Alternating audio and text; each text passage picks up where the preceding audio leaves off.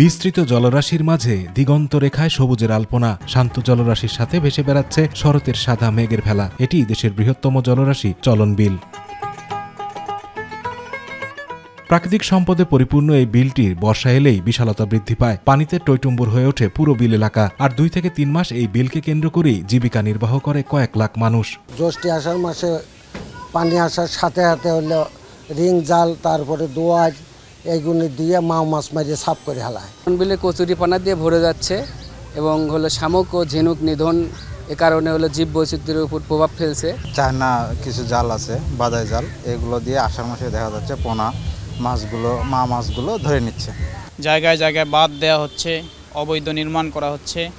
এজন্য আস্তে আস্তে আমাদের এই চলন বিলের একটা ভালো একটা পরিবেশ ছিল, সেই পরিবেশটা নষ্ট হয়ে যাইতেছে। জেলেরা জানান, বানের পানি এলেও আগের মতো দেশীয় মাছের দেখা মেলে না। হারিয়ে গেছে 40 থেকে 50 প্রজাতির দেশীয় মাছ, জলজ প্রাণী ও উদ্ভিদ। শোল, বোয়াল, পুঁটি, বংশ ইসে মাছ, মনে করেন নৌকা বোধে, এখানেই নৌকা বোধে মাছ মারছি আমরা। এখন সে মাছ একটাও নাই। এখন বিদায় অন্য কোনো পেশা বেছে নিয়েছি। ওয়ালটন এখন দেশের সীমানা পেরিয়ে পৌঁছে গিয়েছে 50টিরও বেশি দেশে। ওয়ালটন, ঘরে ঘরে, বিশ্বজুড়ে। যখন ছোট ছিলাম তখন চাচারা বাবারা তখন মাছ ধরতো, আমরা সাথে মাছ ধরতাম, অনেক মাছ হতো। আর এখন মনে করেন তেমন মাছ পাওয়া যায় না। এক নৌকা শামুক মারলে 3000-4000 টাকা পাওয়া যায়। এখন বিলে আর মাছ নাই, তাই বিধায় মানুষ শামুক মারে।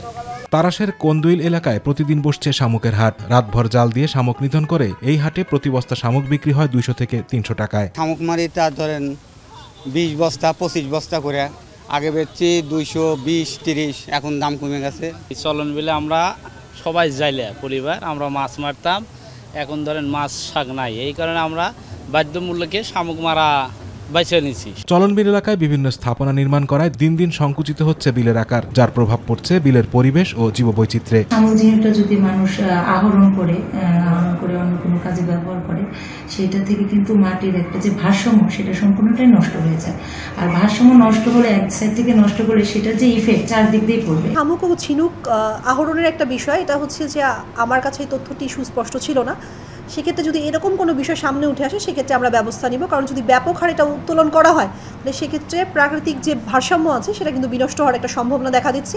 জেলা মৎস্য কর্মকর্তা বলছেন, দেশীয় মাছ পুনরুদ্ধারে চলন বিলে অভয়াশ্রম তৈরির পাশাপাশি সমন্বিত উদ্যোগ নেওয়া প্রয়োজন। মৎস্য অভয়াশ্রম কিংবা নো ফিশিং জোন তৈরি করতে পারি, তাহলে সেখানে সারা বছর পানি থাকবে এবং সেখানে মাছ, দেশীয় প্রজাতির মাছ সহ সকল প্রজাতির মাছের একটা অবাধ বিচরণ প্লাস প্রজনন থাকবে। চলন বিলে চায়না জালের ব্যবহার ও শামুক নিধনের বিষয়টি খতিয়ে দেখে ব্যবস্থা নেওয়ার আশ্বাস দিলেন জেলা প্রশাসক। সংশ্লিষ্ট উপজেলা নির্বাহী অফিসার তাড়াশ এবং উল্লাপাড়াকে নির্দেশনা প্রদান করেছি এই বিষয়ে অভিযান পরিচালনা করার জন্য। আতিকুর রহমান তিতাস, মাই টিভি।